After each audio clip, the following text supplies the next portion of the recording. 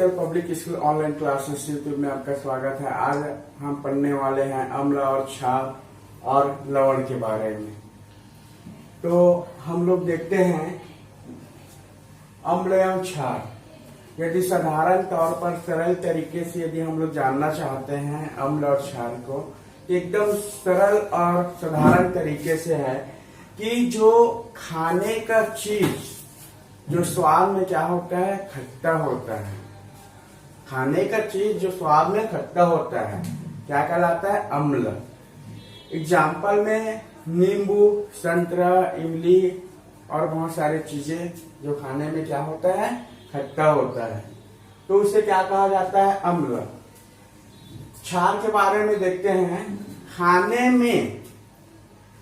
खाने का चीज जो स्वाद में क्या हो, कड़वा होता है।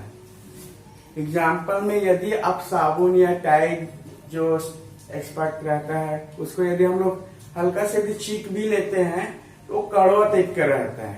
तो ऐसे चीजों को क्या बोला जाता है? क्षार। जो खाने में खट्टा हो अम्ल कहलाएगा, और जो खाने में क्या हो, कड़वा हो, तीखा हो, ठीक, वो क्या कहलाता है? आपका क्षार। देखते हैं ज्यादातर एसिड और बेस होता है कोरोसिव, जो क्या करता है, चमड़े को जला देता है। जैसे कि आप लोग इधर देखते हैं नाइट्रिक अम्ल, सल्फ्यूरिक अम्ल, एसिटिक अम्ल, इन लोग क्या करते हैं, दिखाते हैं तो क्या करते हैं, त्वचा को जला देते हैं। एसिड और बेस के बारे में देखते हैं। एसिड और बेस सूचक संकेत देता है कौन अम्ल है और कौन क्षार। तो प्रकृति में कई ऐसे पदार्थ होते हैं जो एसिड और बेस की उपस्थिति में अलग रंग देते हैं। क्या? प्रकृति में बहुत सारे ऐसे पदार्थ होते हैं जो अम्ल और क्षार की उपस्थिति में अलग रंग देते हैं, जिससे क्या होता है, हमें अम्ल और क्षार में फर्क या अंतर पता चल जाता है। इन्हें कहा जाता है आपका सूचक। को मैं यहाँ पर लिख दिया हूं एक चार्ट की तरह कि अम्ल, क्षार और सूचक। हमारा सूचक लिटमस, फिनोल्फ्थेलिन, मिथाइल ऑरेंज और हल्दी पाउडर है, जिससे हमें यह पता चलता है कि कौन अम्ल है और कौन क्षार। यदि लिटमस पेपर नीला रंग है और यदि कोई पदार्थ में जो मिल रहा है वो यदि एसिड है, अम्ल है, तो क्या करेगा, नीला लिटमस पेपर लाल रंग में क्या होता है, परिवर्तित हो जाता है। इससे हमें यह पता चलता है कि जो पदार्थ दिया गया है वो अम्ल है। बेस क्या होता है, लाल लिटमस पेपर नीला रंग में परिवर्तित हो जाता है, जिससे हमें क्षार की मात्रा पता चल जाता है। क्षार का संकेत नीला होता है। तो फिनोल्फ्थेलिन अम्ल रहता है तो बेरिंग हो जाता है, और फिनोल्फ्थेलिन यदि क्षार रहता है तो क्या हो जाता है, गुलाबी रंग में। वैसे ही मिथाइल ऑरेंज है जो लाल रंग या नारंगी अम्ल में दिखाता है, और यदि वो क्षार रहा तो पीला कलर में दिखाता है, पीला रंग में। हल्दी पाउडर का यूज आप साधारण सभी के घरों पे रहता है। इससे हम अम्ल और क्षार के बारे में आसानी से हम लोग पता कर सकते हैं। यदि आपके घर में नींबू है, नींबू में क्या करो, हल्दी पाउडर का हल्का कर दोगे तो ये आपका क्या हो जाएगा, थोड़ा पीला कलर में दिखाई देगा। और ऐसे ही यदि कोई भी, जैसे निरमा है, निरमा साबुन और कुछ भी है, यदि उसमें हम लोग हल्दी पाउडर डाल देते हैं तो लाल रंग में क्या होता है, कन्वर्टेड हो जाता है, जिससे हमें यह पता चलता है कि कौन एसिड है और कौन बेस। मैं यहाँ पर लिख दिया हूं कि अम्ल में कुछ तत्व जैसे कि नाइट्रिक अम्ल हो गया HNO3, सल्फ्यूरिक अम्ल हो गया H2SO4, और एसिटिक अम्ल हो गया CH3COOH। ये क्या है, इसका आपका अम्ल है। जो हमें आगे जाएंगे तो हमें बहुत मदद होगा आगे पढ़ने में, क्योंकि अम्ल और क्षार की अभिक्रिया होगा धातुओं के साथ। तो हमें जानना आवश्यक है कि कौन अम्ल है और कौन धातु है और कौन क्षार है। तो मैंने अभी आपके सामने में एग्जांपल रखा है कि HNO3 को हम लोग बोलते हैं नाइट्रिक अम्ल, नाइट्रिक अम्ल।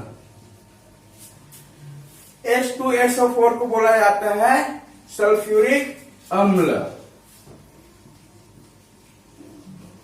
सल्फ्यूरिक अम्ल।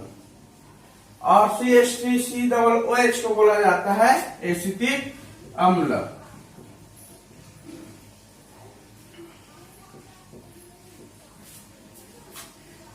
एसिटिक अम्ल को शीघ्र स्थिरता विधि भी कहा जाता है, जो 10वीं और 12वीं में पूछा जाता है कि एसिटिक अम्ल बनाने की विधि क्या होता है। एसिटिक अम्ल का सूत्र पूछा जाता है, ये हमेशा प्लस पॉइंट में है, हमेशा पूछा जाता है, चाहे आप 10वीं में रहो, चाहे 12वीं में रहो, चाहे कॉलेज में रहो।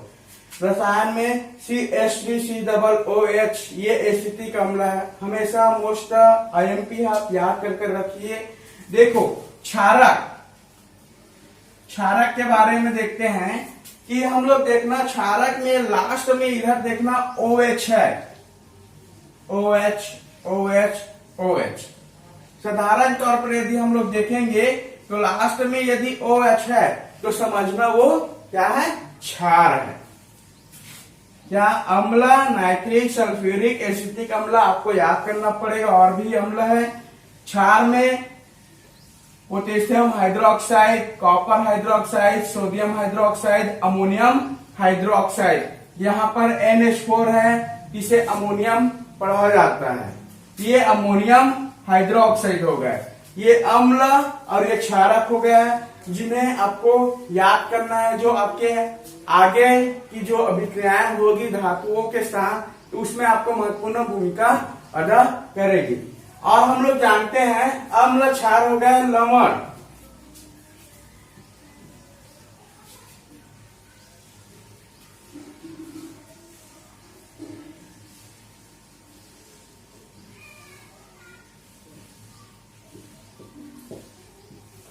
लवण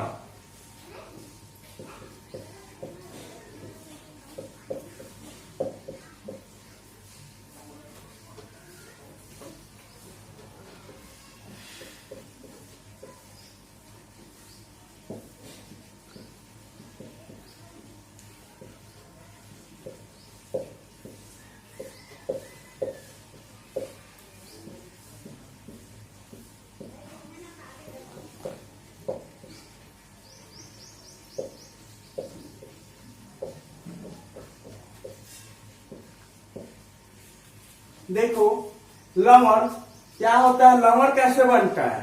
अम्ल एवं क्षार जब आपस में अभिक्रिया करेंगे दोनों ना, ये अम्ल और ये क्षार, यदि दोनों अभिक्रिया आपस में अभिक्रिया करेंगे तो क्या होगा, लवण बनेगा और साथ में ही जल बनाता है। हमेशा देखना कि जब भी अम्ल और क्षार यदि आपस में अभिक्रिया करेगा तो क्या बनाएगा, लवण और जल बनाएगा।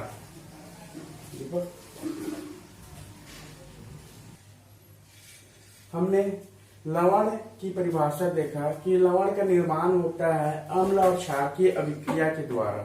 जब अम्ल और क्षार आपस में अभिक्रिया करते हैं तब लवण बनाते हैं, और लवण के साथ में जल का भी निर्माण होता है। आइए हम देखते हैं। देखो माँ बताया कि लवण,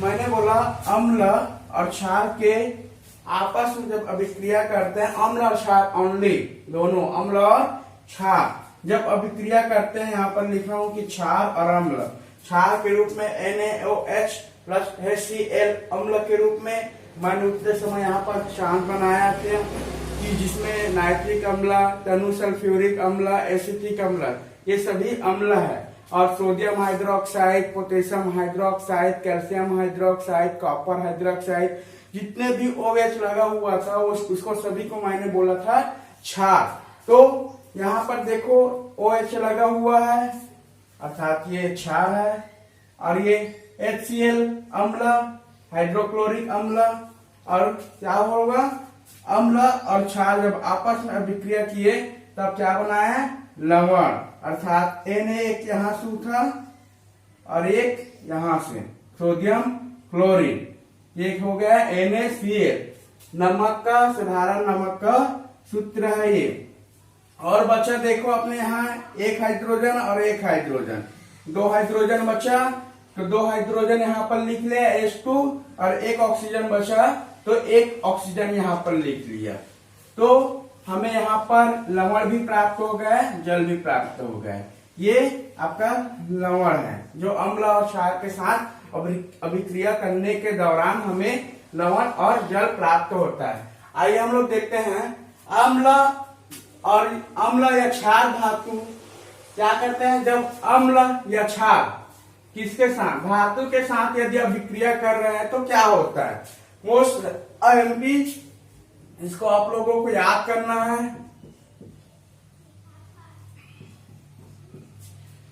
जब अम्ल या क्षार कोई भी है, क्या अम्ल या क्षार कोई भी है, यदि दोनों में से कोई भी धातु के साथ यदि अभिक्रिया करते हैं, मैंने यहाँ पर लिख दिया धातुओं का बारे में, lithium, potassium, sodium, calcium, magnesium, aluminium, zinc, chromium, iron, यदि ये धातुएं हैं तो ये क्या है, धातु है।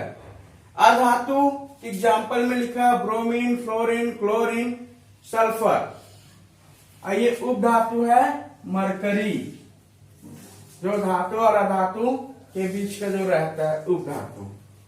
तो आपको ये याद रखना है, एक बार फिर से मैं बोल देता हूं। ये लिथियम है, Li से प्रदर्शित किया जाता है, K को पोटेशियम बोला जाता है, Na को सोडियम बोला जाता है, और Ca को कैल्शियम बोला जाता है, Mg को मैग्नीशियम, Al को एल्यूमिनियम, और Zn को जिंक, Cr को क्रोमियम, और Fe को आयरन। अधातु में Br को ब्रोमीन, F को फ्लोरीन, Cl को क्लोरीन, S को सल्फर। फ्लोरीन क्लोरीन अलग अलग है। तो हम लोग देखते हैं, मैंने वहां पर धातु अधातु के बारे में लिख दिया। तो देखते हैं जब धातु किसके साथ, अम्ल के साथ अभिक्रिया करता है तब क्या बनेगा, एक तो आपका लवण बनेगा और एक आपका क्या, हाइड्रोजन गैस। जब धातु अम्ल के साथ अभिक्रिया करेंगे तो लवण और हाइड्रोजन गैस बनेगा आपका। देखते हैं धातु क्या लिए हैं, जिंक, Zn मैंने लिखा है वहां पर धातु में Zn लिया, प्लस अम्ल के समय लिखा था, यहाँ पर दिखाया गया था कि अम्ल को मैंने आपको बोला कि जितने भी अम्ल है आप लोग उसको लिख लो और याद करो। जिंक, तनु सल्फ्यूरिक अम्ल, ये अम्ल। अब जब ये जिंक और सल्फ्यूरिक अम्ल जब आपस में क्रिया करेंगे तो देखो हाइड्रोजन गैस तो प्राप्त होगा। यहां पर Zn जिंक और SO4, ये क्या हो जाएगा, दो अभिक्रियाएं आपस में मिल जाएगा तो क्या हो जाएगा, जिंक सल्फेट। क्या, जिंक सल्फेट। और हमें क्या बच जाएगा, एक है। ये हो गया आपका धातु अम्ल के साथ अभिक्रिया करेगा। तो हमेशा बोला जा रहा है कि जब भी ऐसा कंडीशन हुआ, जैसे हमें मिला धातु और अम्ल, तो क्या होगा, दोनों को आपस में क्रिया करेंगे, जिंक और सल्फेट, जिंक सल्फेट हो जाएगा, जो बचा उसको लास्ट में इधर लिख देते हैं। ये हो गया अम्ल के साथ। अब हम लोग देखते हैं क्षार के साथ अभिक्रिया। देखो यहाँ पर मैंने क्षार लिखा और यहाँ पर धातु में मैं लिया हूं जिंक को, क्षार में बोला था potassium hydroxide, sodium hydroxide, ammonium hydroxide, बार बार बता रहा हूं, आप याद करो इसको। तो ये हो गया धातु और क्षार जब आपस में क्रिया करेंगे तो क्या बनाएगा, लवण और हाइड्रोजन। ये हो गया Zn जिंक, सोडियम हाइड्रोक्साइड।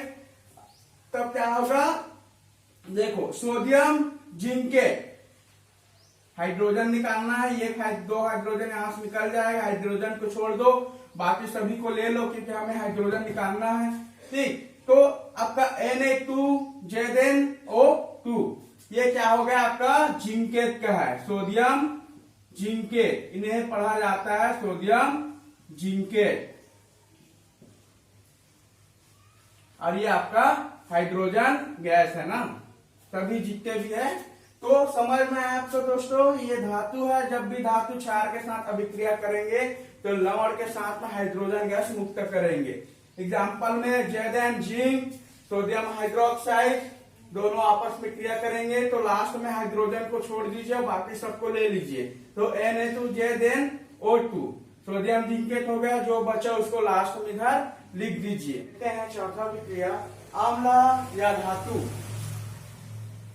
अम्ल धातु कार्बोनेट, CO3 को कार्बोनेट बोला जाता है, एवं धातु हाइड्रोजन कार्बोनेट के साथ अभिक्रिया। देखो अम्ल का कोई भी धातु के साथ CO3 होना चाहिए, या ये नहीं है तो धातु के साथ HCO3 होना चाहिए, अर्थात धातु कार्बोनेट होना चाहिए या तो धातु हाइड्रोजन कार्बोनेट होना चाहिए। जब भी यदि ये दोनों हैं, आपको दिख रहा है कि धातु के साथ CO3 और धातु के साथ HCO3, तो हमेशा याद रखना कि ये यदि अम्ल है, ये यदि अम्ल है, देखो यहाँ पर लिखा हूं एग्जाम्पल में, धातु के साथ CO3 और धातु के साथ HCO3 है और साथ में क्या है अम्ल है, क्या है साथ में अम्ल है। कब क्या बनेगा आपका लवण बनेगा, H2O बनेगा जल, CO2 बनेगा कार्बन डाइऑक्साइड।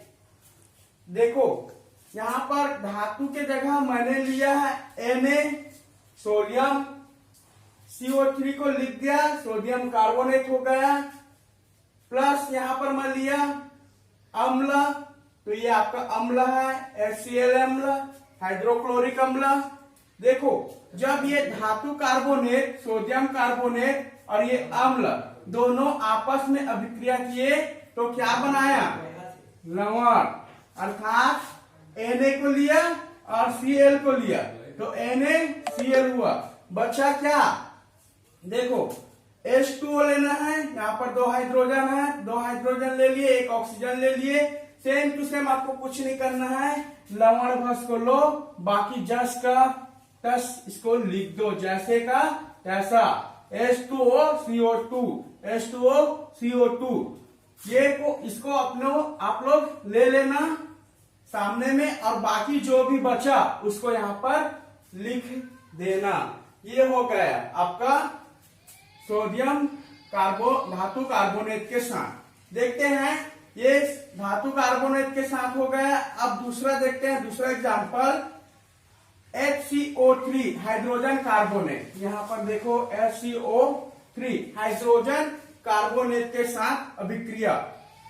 सोडियम धातु है, सोडियम हाइड्रोजन कार्बोनेट, जिसे हम लोग बोलते हैं सोडियम बाई कार्बोनेट, को क्या करते हैं अम्ल के साथ अभिक्रिया कराते हैं। तब मैंने क्या बोला कि जो है H2O CO2 लिख दीजिए और बाकी जो भी बचा उसको सामने में लिख दीजिए। देखिए यहाँ पर Na है, यहाँ पर Cl है, अर्थात NaCl, बचा क्या हाइड्रोजन, और ये एक हाइड्रोजन और एक हाइड्रोजन, कितना हाइड्रोजन हो गया, दो हाइड्रोजन। यहाँ पर 3 ऑक्सीजन है तो मैंने एक ऑक्सीजन यहाँ पर ले लिया क्योंकि 3 ऑक्सीजन रखना है हमें, तो ये H2O हो गया, जल हो गया, और बचा कितना 2 ऑक्सीजन, यहाँ पर 2 ऑक्सीजन बचा और यहाँ पर भी 2 ऑक्सीजन बचा। तब ये हो गया दोस्तों कि आप लोग इसको जस्ट का तस्ट लिख देना और बाकी इधर से जो भी बचेगा वो क्या हो जाएगा आपका लवण हो जाएगा। हमेशा जब भी धातु या अम्ल और क्षार आपस में विक्रय करते हैं तो लवण और जल बनाते हैं। तब यहाँ पर देखो, यहाँ पर ऑटोमेटिक क्या बन रहा है, जल बन रहा है, जल के साथ कार्बन डाइऑक्साइड भी बन रहा है। कब, जब धातु कार्बोनेट को या धातु हाइड्रोजन कार्बोनेट हो और उसके साथ जब भी अम्ल है तो अम्ल के साथ यदि अभिक्रिया होगा तब आपको क्या प्राप्त होगा, एक लवण और जल और कार्बन डाइऑक्साइड। तो आप लोग कार्बन डाइऑक्साइड जल को एक साइड लिख लेना इधर, जैसा कि मैंने लिखा है, और जो बचा उसको क्या कर देना है, आपको लिख देना है, वही आपका क्या रहेगा, लवण रहेगा। देखते हैं अधातु ऑक्साइड 5वें नंबर का। आपको याद रखना है दोस्तों, ये जो बताया जा रहा है ट्रिक आपको कि धातु कार्बोनेट धातु हाइड्रोजन कार्बोनेट यदि है तो आपका क्या क्या बनेगा, तो आपको हमेशा याद रखना है बच्चों की CO3 रहा तो कार्बोनेट है, HCO3 रहा तो हाइड्रोजन कार्बोनेट है। इसके सामने में यदि कुछ भी आता है और यदि अम्ल है तो लवण को लिख देना है आपको, जो भी है पहले इसको लिख लीजिए, H2O CO2 को उतार दीजिए और जो बचा उसको बीच में लिख दीजिए, जिससे आपका अभिक्रिया संपूर्ण हो जाएगा। अधातु ऑक्साइड, अधातु ऑक्साइड मतलब क्या होता है, ऑक्सीजन उसमें जुड़ा हुआ रहता है। देखो अधातु ब्रोमीन, फ्लोरीन, क्लोरीन, सल्फर और भी बहुत सारे हैं। ठीक, तो मैंने आपकी एग्जांपल के लिए सल्फर लिया है। तो देखो अधातु ऑक्साइड के साथ क्षारक की अभिक्रिया, अधातु ऑक्साइड के साथ क्षारक की अभिक्रिया। देखिए बच्चों इसमें भी ट्रिक बनाए हैं। यदि अधातु ऑक्साइड है, कोई भी यदि अधातु ऑक्साइड है और क्षारक है उसके साथ में, क्या क्षारक, तो क्या बनेगा, एक लवण बनेगा और जल बनेगा। देखते हैं, S सल्फर है, O2 ऑक्सीजन है, अर्थात अधातु के साथ ऑक्सीजन जुड़ा हुआ है, इसीलिए इसे क्या बोला जाएगा, सल्फर ऑक्साइड, सल्फर डाइऑक्साइड। देखो क्षारक यहाँ पर OH है, सोडियम हाइड्रोक्साइड, सल्फर डाइऑक्साइड और सोडियम हाइड्रोक्साइड। जब भी मैंने आपको बोला था, समझाया था कि जैसे कि यहाँ पर लिखा है H2O जल, तो H2O को लिख लीजिए इधर और जो भी बचा है उसको सामने में डाल दीजिए। जैसे कि यहाँ पर एक हाइड्रोजन है और यहाँ पर एक ऑक्सीजन है, देखो ठीक, एक ऑक्सीजन है, तो यहाँ पर ये एक हाइड्रोजन और सामने में दो है, इसीलिए दो हाइड्रोजन है। सभी में दो सोडियम है, दो ऑक्सीजन है और दो हाइड्रोजन है। ठीक, तो ये मैंने क्या लिख दिया यहाँ पर, आपका H2O, सीधा H2O। बचा क्या दोस्तों, SO2